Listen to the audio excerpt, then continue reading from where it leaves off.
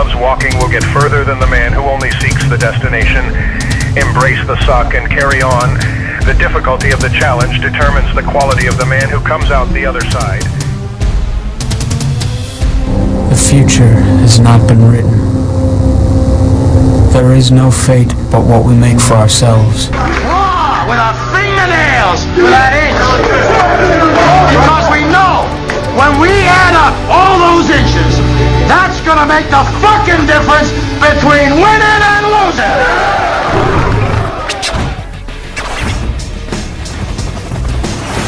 What's up, everybody? Thank you for tuning in for our GunsInThe701.com's Badass of the Week.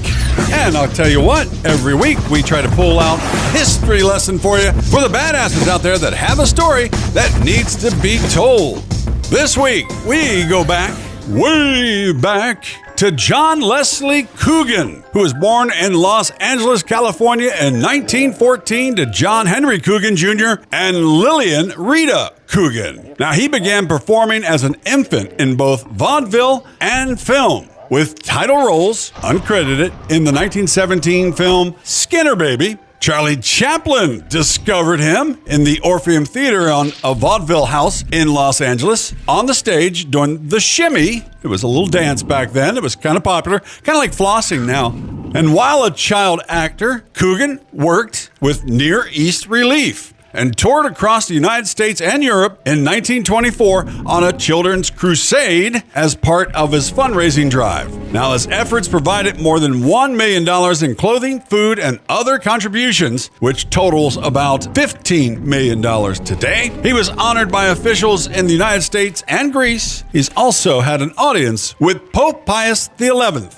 Now, Jackie Coogan, known for his acting career, also had a notable military career, which is where we get to see his badassery. He enlisted in the United States Army on March 4th, 1941. However, when the U.S. entered World War II as a result of Pearl Harbor's attack, Coogan requested a transfer to the Army Air Forces, or the AAF, due to his civilian flying experience. He wanted to do what he could do to help. Now, Coogan, surprisingly, was sent to glider school in Lubbock, Texas, and 29 Palms in California.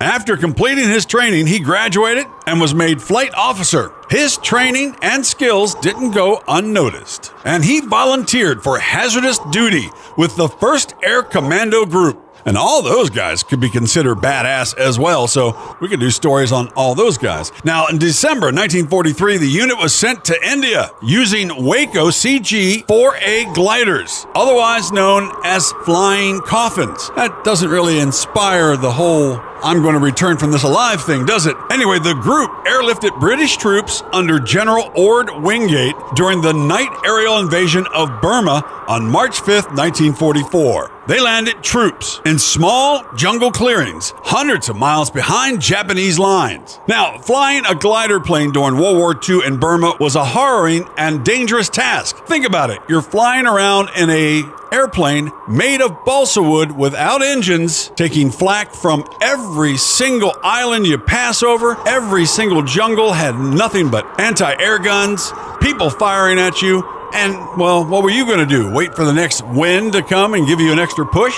Glider pilots were tasked with delivering troops, equipment, and supplies deep into enemy territory, usually at night, to maintain the element of surprise. The missions were high-staked and required immense skill and bravery. Now, they were the only pilots who routinely engaged in deliberate one-way flights, knowing that the chances of returning were slim. After all, you fly these gliders to where you're going, flying them back was not really an option. You ditched, you got out, and then you got evacuated through enemy lines. Now, as we said, the gliders used in these operations, such as the Waco CG-4A, were unpowered and had to be towed into the air, powered by aircraft, before being released to glide silently into the landing zones. These landing zones were often makeshift and located in hostile environments, including dense jungles and mountainous terrains. The pilots navigated challenging weather conditions, enemy fire, as we said, and the difficult landscape of Burma, which included the formidable 8,000-foot Imphal mountain range. Glider pilots, often referred to as suicide jockeys because of their perilous nature of their missions, their bravery and sacrifice was crucial crucial to the success of the operation in Burma, providing a silent, effective means of bolstering the ground forces fighting behind enemy lines. Now, Coogan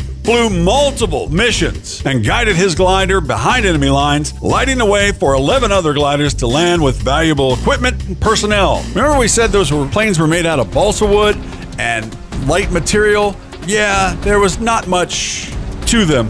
And they were carrying everything from troops to jeeps to small tanks. Now, the missions were critical in aiding the Shindits, a British India special forces that played a significant role in the Burma campaign. And in case I didn't mention it, not only were they flying unarmed, unengined, and balsa wood planes, but they did not have any air support because that would have given away their position, because that's why they were flying at night. Now, Coogan, after all those missions, survived and returned to the United States in May of 1944, was discharged in December 1945. His jacket is on display with the Celebrities in Uniforms exhibit at the World War II Gallery at the National Museum of the United States Air Force. Well, you've seen Coogan's face when he was young. You've seen it when he was a pilot in World War II. Who did he become later? Well, here we go. It's your very own uncle. That's right. From the Addams family, a World War II badass. And from what I hear, a heck of a philanthropist and a 100% nice guy. And while we're at it, we'll throw it in there. John Leslie Coogan was 100% a badass. Sources for these stories were Wikipedia.org, tracesofwar.com, everydaypatriot.com, and the nationalmuseum.af.mil. Well, this has been our Badass of the Week here on GunsIn701.com. Remember, if you got a badass you want us to get on the podcast, all you got to do is contact us at our website. You can go to GunsIn701.com and find our emails and let us know who you want us to talk about. Now, right here, see the little arrows, is where I would normally put a commercial that would talk about you and your business if you wanted to sponsor the Badass of the Week. So, if you do, contact us as well. Be part of history. You know, all that good stuff. Don't forget, our Badass of the Week happens every week on our Wednesday show on GunsIn701.com. Also, we play it again throughout the week on our social media platforms. And see that QR code up in the corner? Yep, there it is. All you got to do is scan that, and if you got a little extra cash to spare, we would love it. Now, it takes subscriptions now to all these programs that we use to edit and do all the stuff and record the sound, and you know that deal. If you got a little money to spare, we could use it to help pay some of our bills and get some stuff done and bring you Badass of the Week more and more each week. So go and scan that, and I would be happy. If you could see my face right now, you would see a smile. So until next week, when we have another Badass in History, I'm Mike from GunsIn701.com, reminding you, as my friend Clay always says, keep your powder dry and stay safe, you bunch of badasses.